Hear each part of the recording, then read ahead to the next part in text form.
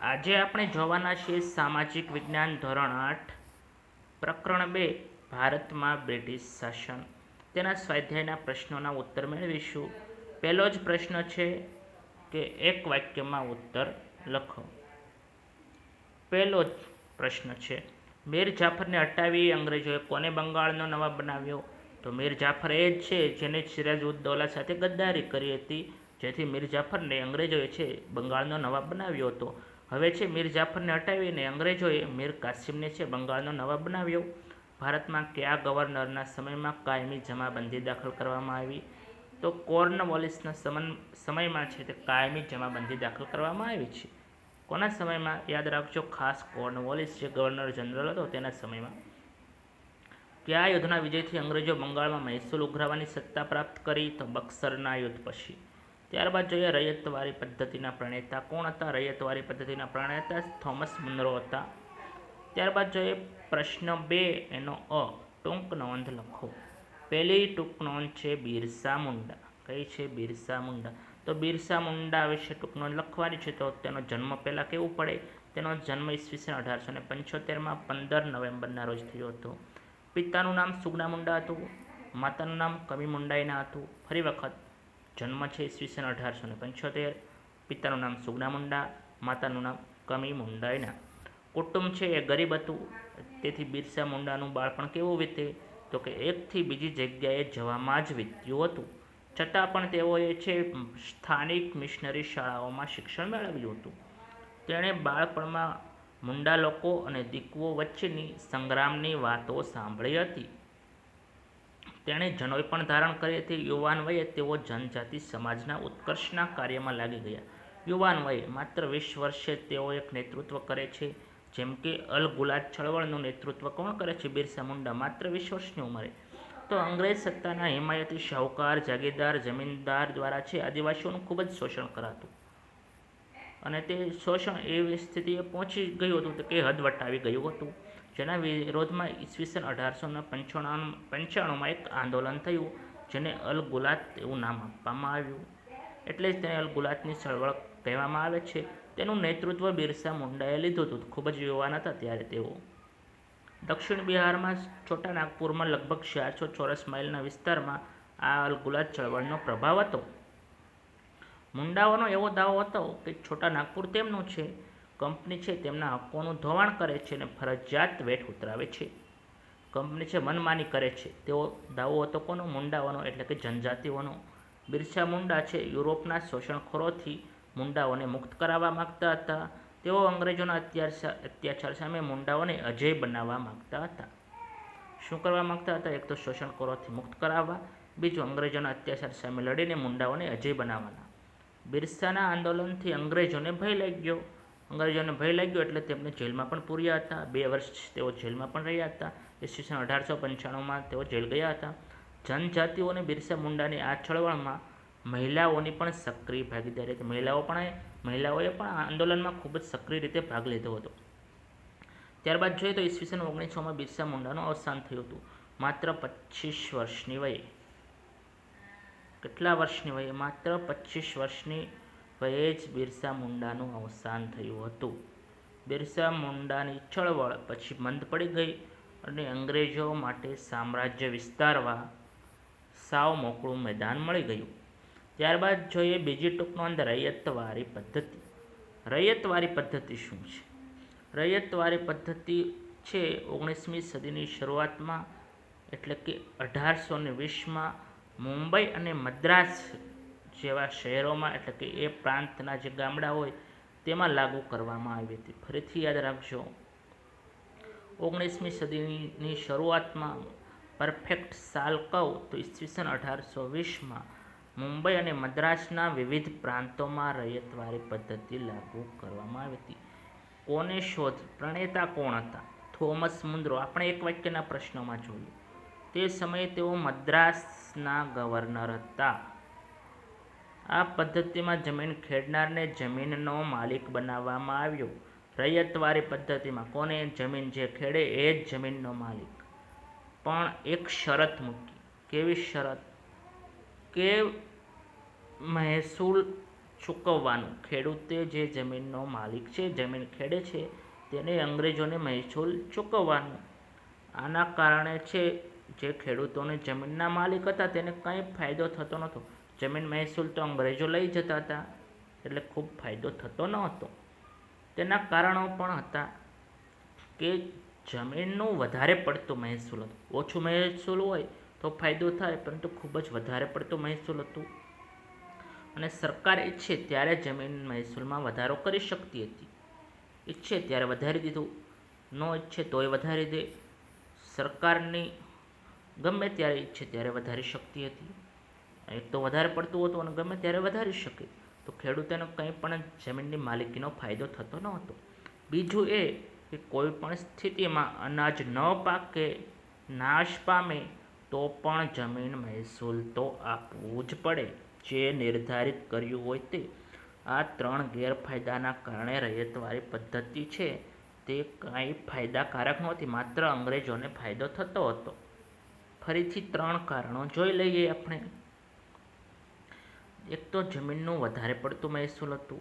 સરકાર ઈચ્છે ત્યારે જમીન મહેસૂલમાં વધારો કરી શકતી હતી. કોઈપણ સ્થિતિમાં અનાજ ન પાકે, નાશ પામે, તો પણ છે જમીનનું મહેસૂલ તો આપવું જ પડતું. ત્યારબાદ જોઈએ મહાલવારી પદ્ધતિ વિશે ટૂંક નોંધ. તો મહાલવારી પદ્ધતિનો અમલ ક્યાંથી થયો? જો રૈયતવારી પદ્ધતિ મદ્રાસ અને મુંબઈમાંથી થયો અમલ. મહાલવારી પદ્ધતિનો અમલ ઉત્તર પશ્ચિમ પ્રાંત અને મધ્ય ભારતના કેટલાક પ્રદેશોમાં થયો. કોને આ પદ્ધતિ અમલમાં મૂકી? હોલ્ટ મેકેન્જી. યાદ રાખજો આ નામ. હોલ્ટ મેકેન્જીએ કઈ પદ્ધતિ અમલમાં મૂકી?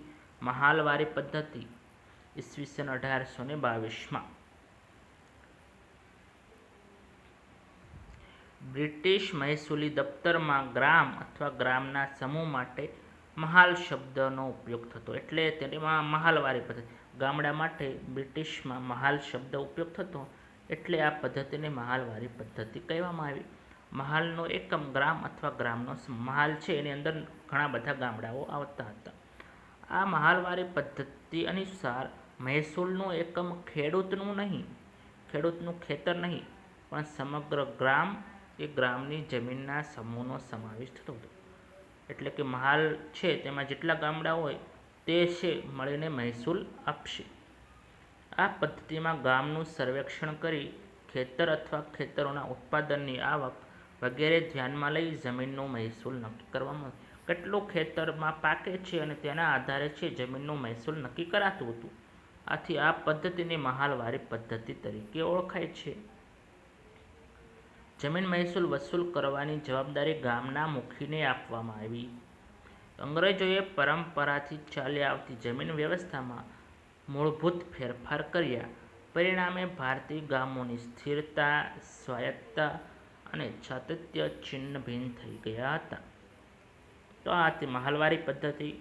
ત્યારબાદ જોઈએ નીચેના પ્રશ્નોના ઉત્તરો લખો. એમાં પહેલો પ્રશ્ન, કાયમી જમાબંધી પદ્ધતિમાં ખેડૂતોનું શોષણ કઈ રીતે થતું હતું?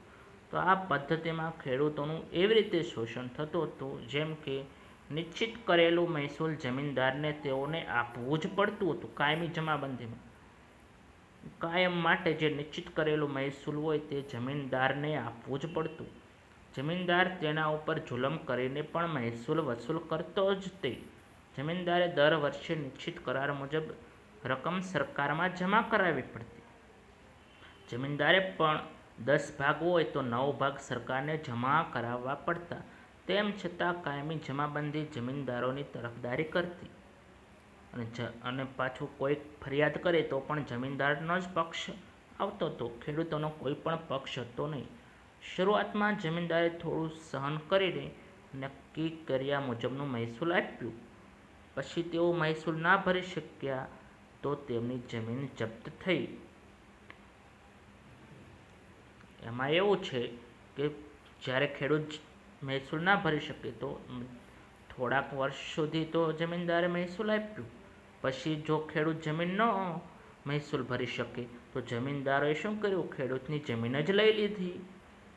એટલે પાછળથી જમીનદારો જ છે તે જમીન ખરીદવા લાગ્યા. જમીનદારોને ફાયદો થતો હતો અને ખેડૂતોને ખૂબ જ નુકસાન થતું હતું. ત્યારબાદ જોઈએ આગળનો મુદ્દાસર જવાબ જોઈએ. 18મી સદીમાં ભારતમાં ખેતીની સ્થિતિ કેવી હતી? 18મી સદીની વાત છે ત્યારે ભારતમાં ખેતી કેવી હતી? તો બંગાળમાં દીવાની સત્તા મેળવ્યા પછી, બંગાળમાં જો બક્સરનું યુદ્ધ થયું ત્યારબાદ દીવાની સત્તા મળી ગઈ પછી ઈસ્ટ ઇન્ડિયા કંપનીનો મુખ્ય ઉદ્દેશ યુરોપમાં માંગ હોય તેવી વસ્તુઓ ભારતમાંથી પ્રાપ્ત કરવાની હતી. યુરોપને જે જરૂર છે તેવી વસ્તુ જ ભારતમાં ઉગાડવાની. આથી તેણે બંગાળ, બિહાર, ઓડિશા જેવા તે સમયના સમૃદ્ધ પ્રદેશો પર પોતાની સત્તા સ્થાપી. ઈસ્ટ ઇન્ડિયા કંપની ભારતમાં સત્તા સ્થાપી. કંપની ભારતના ખેત પેદાશોની ખરીદ વેચાણના બજારો ઉપર પોતાનો ઇજારો સ્થાપવા માંગતી હતી. ભારત ઉપર છે ખેતી હોય તેના ઉપર સંપૂર્ણ પોતાનો ઇજારો ચલાવતી હતી.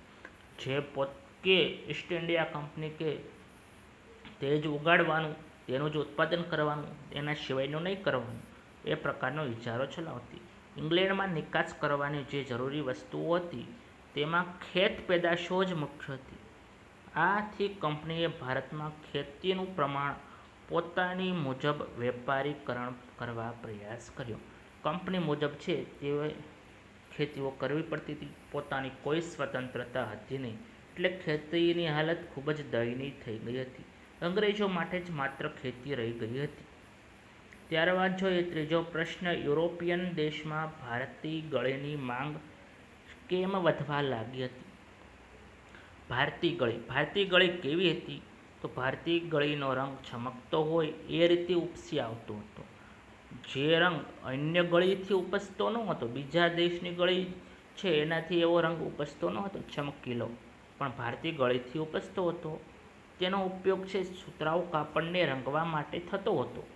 ભારતીય ગળીનો ઉપયોગ ઈસવીસન 1790 સુધી છે યુરોપિયન દેશો ગળીનો પુરવઠો કેરેબિયન એટલે વેસ્ટ ઇન્ડિઝ જે દેશો છે, વેસ્ટ ઇન્ડિઝમાં જે દેશો આવે એ દેશોમાંથી છે તે 1790 સુધી મેળવતા હતા ગળી. પરંતુ ત્યાં ઉત્પાદન ઘટી ગયું એટલે ભારતીય ગળીની માંગ ખૂબ જ વધી ગઈ હતી. ત્યારબાદ પ્રશ્ન, અંગ્રેજ શાસનમાં જનજાતિઓની પ્રવૃત્તિઓ વિશે જણાવો. તો કેટલીક જનજાતિ સમૂહો ખોરાક એકઠો કરી જીવન જીવતા હતા. જનજાતિના લોકો પશુપાલન સાથે પણ સંકળાયેલા હતા. ઋતુ અનુસાર તેઓ ઘેટા બકરાનું, ગાય ભેંસનું ધાણ લઈને સ્થળાંતર કરતા હતા. ઘેટા બકરા કે ગાય ભેંસ લઈને એક જગ્યાએથી બીજી જગ્યાએ સ્થળાંતર કરતા હતા. મુખ્યત્વે ઓડિશાના જંગલમાં રહેતા હતા. ખોડ સમુદાયના લોકો ટોળીઓ બનાવીને સમૂહમાં શિકાર કરતા, તેમજ જંગલોમાંથી ફળ, કંદમૂળ, ઔષધિઓ, જડીબુટ્ટીઓ એકત્ર કરતા. જંગલમાંથી મળેલ વસ્તુ સરખા ભાગે એકબીજાને વહેંચતા અને તેને સ્થાનિક બજારમાં વેચતા હતા. ખોડ જનજાતિના લોકો કાપડ વણવાનો, ચામડા કમાવાનો તેમજ તેને રંગવાનો વ્યવસાય કરતા હતા. ચામડાના રંગકામ માટે કસુંબી અને પલાશના ફૂલોનો ઉપયોગ કરતા હતા. તો આવી જનજાતિઓની પ્રવૃત્તિઓ હતી. ત્યારબાદ જોઈએ નીચે આપેલ વિકલ્પોમાંથી યોગ્ય વિકલ્પ પસંદ કરો. પહેલો વિકલ્પ છે ભારતમાં ગળી ઉત્પાદનની કેટલી પ્રથા હતી? તો 2 પ્રથા હતી. પહેલી હતી નીજ અને બીજી હતી રૈયતી. તો આ 2 પ્રથા છે ભારતમાં ખૂબ જ પ્રચલિત હતી, નીજ અને રૈયતી, યાદ રાખજો. ત્યારબાદ જોઈએ ઈસવીસન 1820માં કયા 2 પ્રાંતોમાં રૈયતવારી પદ્ધતિ લાગુ કરવામાં આવી? તો મુંબઈ અને મદ્રાસમાં છે તે રૈયતવારી પદ્ધતિ લાગુ કરવામાં આવી. ત્યારે છે તે સમયે ઈસવીસન 1820માં ગવર્નર જનરલ કોર્નવાલિસ છે તેને આ પદ્ધતિ છે તે લાગુ કરી. ત્યારબાદ જોઈએ આગળનો પ્રશ્ન, ઝારખંડ રાજ્યમાં હજારીબાગ આસપાસ કયા આદિવાસીઓનો સમૂહ રહેતો હતો? તો સંથાલ નામના આદિવાસીઓનો સમૂહ રહેતો હતો. ઝારખંડ રાજ્યમાં હજારીબાગ આસપાસ સંથાલ છે તેઓ રહેતા હતા. સંથાલ જે આદિવાસીઓનો સમૂહ છે તે રહેતો હતો. આદિવાસીઓ કોના નેતૃત્વમાં મુંડા રાજ સ્થાપિત કરવા ઈચ્છતા હતા? તો બિરસા મુંડાના નેતૃત્વમાં મુંડા રાજ સ્થાપિત કરવા ઈચ્છતા હતા. તો આ હતા બીજા પાઠના પ્રશ્નોના આન્સર.